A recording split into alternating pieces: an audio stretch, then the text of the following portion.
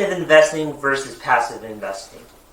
Active investing, as the name implies, takes a hands-on approach and requires that someone act as the portfolio manager.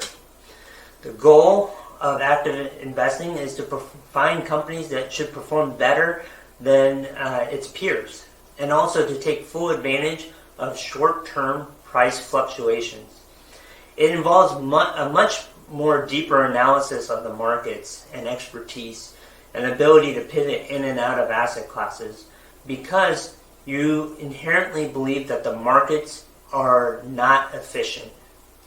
The advantages of active investing is that because you don't have to follow a specific index, so there's much more flexibility because of this to risk manage, meaning you could take more risk when you feel the markets will do better, or you can take less risk. And essentially, you're deviating from an index.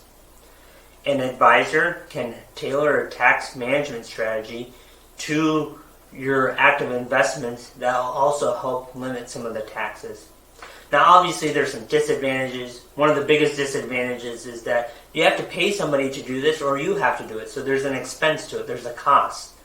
And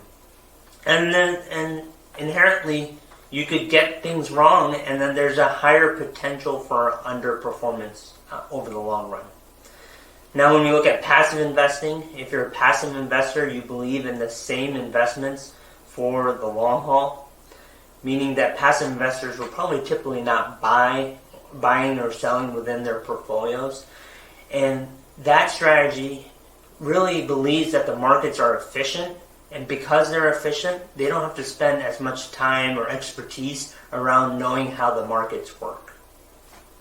The advantages of passive investing: because there's no portfolio manager, your fees will be obviously a lot less. And this is also an advantage because since you're not buying or selling, it's relatively tax efficient. Since, because you're not buying or selling, there's no massive capital gains or distributions that would occur throughout the year. One of the disadvantages of passive investing is that it's limited to a specific index. And once you buy that index, you tend to ignore long-term risks within those companies. And so you can, over time, deviate from a risk perspective of where you feel comfortable. Now, passive investors and active investors, they need each other. And for active investors to succeed, they need enough volume in the passive investments to create a mispricing in a security. And passive investors, they need active investors to make sure that their companies are priced fairly in the index and that the board is doing their proper due diligence. And you don't get that unless you get activism in hedge funds and other things to make sure that the shares are priced appropriately.